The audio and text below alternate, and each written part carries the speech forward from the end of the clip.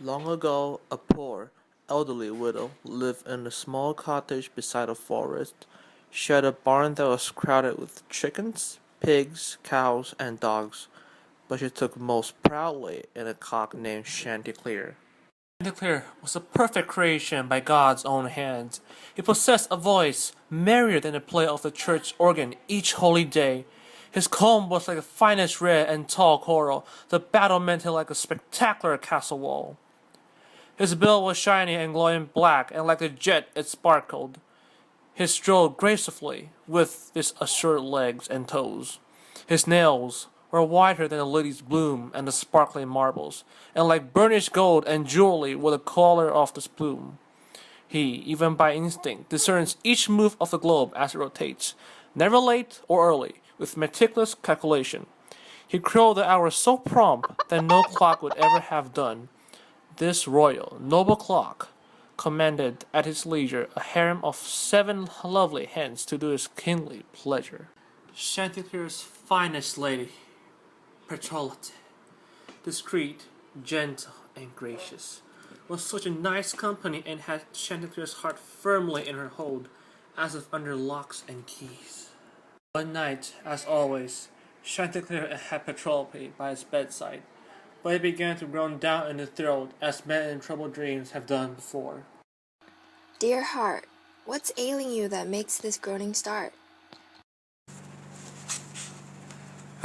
My lady, I dreamed I was in such a mess. I dreamed that I was in our yard when I espied a beast, much like a hound, who slaughtered me and left me cold and dead. His color was Bedwick's yellow and red. His tail, as well as both his ears, had hair with tips of poisonous black. His snout was small, and a dark, ambitious glow was in each slanting, greedy eye. Oh, fie! A coward you have turned out. Now you have lost my heart and all my admiration. I cannot love a coward. There's no way. Alas, why are you so afraid of dreams? Did not the wise Cato say to pay no mind to dreams? Don't worry, my husband. In our yard, I'll find some herbs and heal your sickness as well as your mind. Also, take some laxatives, and within a day or two, you will be the Chanticleer like before. Listen to my story, Perillo. Long ago, two fellows went upon a pilgrimage with good intent, and came upon a town where they could find no accommodation. So they parted company, and each of them sought their own hostelry. One of the two dreamed in his bed when he heard his friend begin to call, shouting, "I will be murdered during my sleep."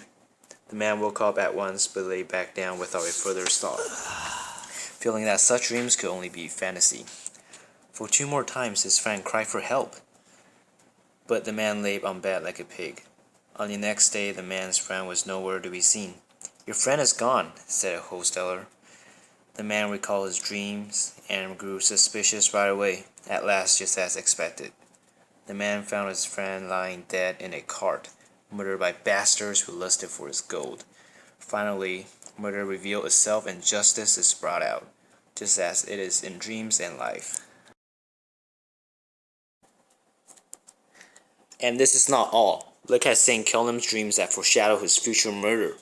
And Macrobius once said that a dream came long ago in Africa to Scipio that was affirmed, and declared that dreams can mean a warning of things man will later see. Even in the Holy Old Testament, were great prophet Daniel's dreams all vanity? Now remember the mighty Pharaoh and his baker and butler. Did they know nothing of dreams' effects at all?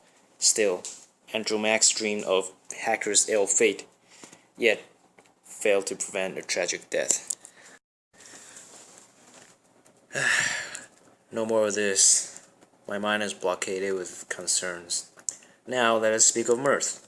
When I see the beauty of your face, all my dread, just like my heart melts away. In principio, molar est homines confusio. This means, a woman is a man's joy and all his bliss says it all. When I feel your soft body, Perillo, such ebullience and relaxation swell inside me, that I defy nightmare as well as dreams. And now the aroused hero and heroine made love, forgetting all that had just happened. Finally, when day came, royal he was, Chanticleer's fear had retreated far. His 7 wives accompanied him to the yard, and there stood a black-marked fox, iniquitous and sly, at the edge of the groves. Gentle sir, what is the matter? The reason that I have visited is none but to hear your ethereal singing, as any angels up in heaven's choir. I have never heard a mortal sing as did your father. All he sang was surely from the depth of his heart. He would stand up straight on tiptoe, and stretch his neck as far as it would go. Such elegant posture enhances singing, furthermore. Now, sir, please sing for the Holy Charity. Let's see how well you repeat your father. So ravished by flattery and soon to be betrayed but blinded, Chanticleer stood on tiptoe with stretched neck and eyes closed, and began to crow with confidence and dignity. Right then Sir Russell the Fox sprang out from his place, grabbed Chanticleer by the neck, and vanished into the woods. Oh Destiny! You cannot be his Jew! Why did his wife not believe in dreams?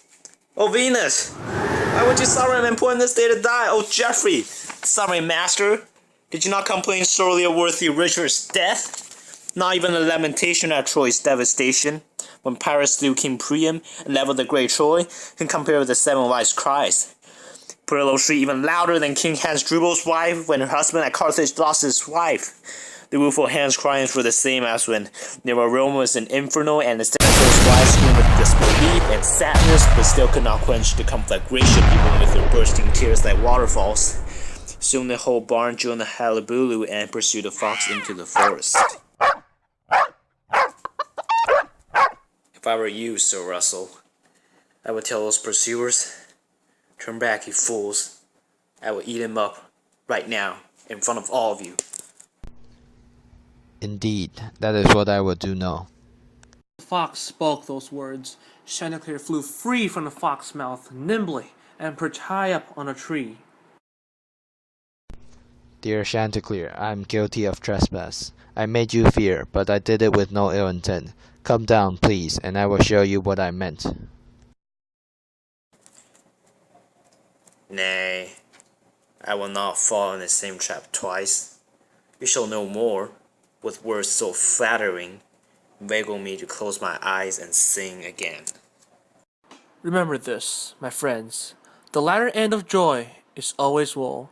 God knows how worldly joy will quickly go.